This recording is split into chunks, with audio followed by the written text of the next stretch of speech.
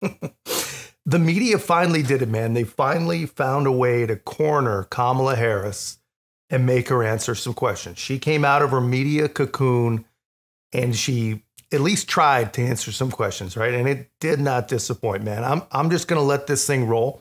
I don't want it to look like I'm trying to manipulate it or trying to cast her in any other light other than her own actual glorious light. So just watch this, man. And as you watch this, just watch her husband nodding, just like a complete simp of a trained SEAL. And watch Tim Walz and his wife. You can literally see their brains trying to process what the hell she is actually saying. Okay,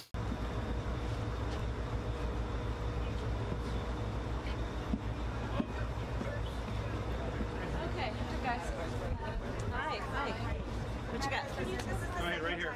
Go ahead. Hi, thank you. Could you tell us how you're preparing for your speech on Thursday? Yeah, it's almost done. I mean, there's some little tweaks, and I'm gonna, work on it probably starting tomorrow for the next couple of days. But it's coming along. I feel good about it. I mean, essentially, it's much of what you've probably heard me talk about before in terms of just what I believe to be the promise of America and the fact that we're all in this. And there's obviously a lot at stake, but there's also a lot to feel good about in terms of the future of our country. So there will be a lot that is about what I believe is a way forward, a new way forward, and bringing everyone along in that. Right here, ma'am. You unveiled some economic policies last week. Yeah. Can you explain how you're going to pay for those, and can you give us a sense of what other policies you want to unveil going forward? Sure. Well, I mean, you just look at it in terms of what we are talking about, for example, around children and the child tax credit and extending the EITC. It's at $6,000 for the first year of a child's life. The return on that investment in terms of what that will do and what it will pay for will be tremendous. We've seen it when we did it in the first year of our administration. We reduced child poverty by over 50%. So that's a lot of the work. And then what we're doing in terms of the tax credits, we know that there's a great return on that investment. When we increase home ownership in America, what that means in terms of increasing the tax base, not to mention property tax base, what that does to fund schools, again, return on investment. I think it's a mistake for any person who talks about public policy to not critically evaluate how you measure the return on investment. When you are strengthening neighborhoods, strengthening communities, and in particular the economy of those communities, and investing in a broad-based economy, everybody benefits, and it pays for itself in that way.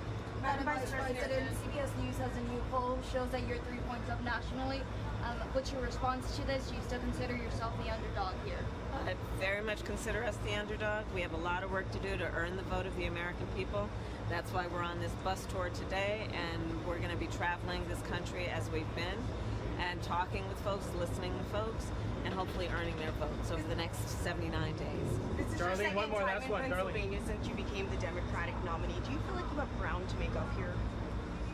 I feel like we need to earn everyone's vote, and that means being on the road, being in communities where people are, where they live, whether it be a high school football team and being there at their public school while they're there at practice and talking to their coaches, whether it means going to the local fire station and talking with our incredible firefighters about what they need and what they have a right to expect, such as that we are going to pay attention to how they give up so much to keep communities safe, what they do to preserve what we want in terms of a quality of life, and we need to give it back to them in terms of better equipment and the work that they do every day. So I'm going to be out here with Tim, with the second gentleman, with Mrs. Walz, and we're going to be working on earning every vote between now and November.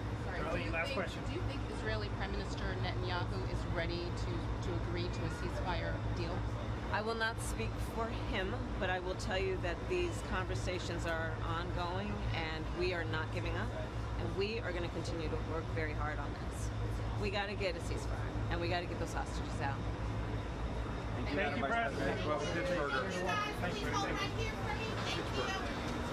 Honestly, man, I'm just as confused and I'm just as shell-shocked as Tim Walz must be after listening to that, man. I'm not entirely sure what to think of it.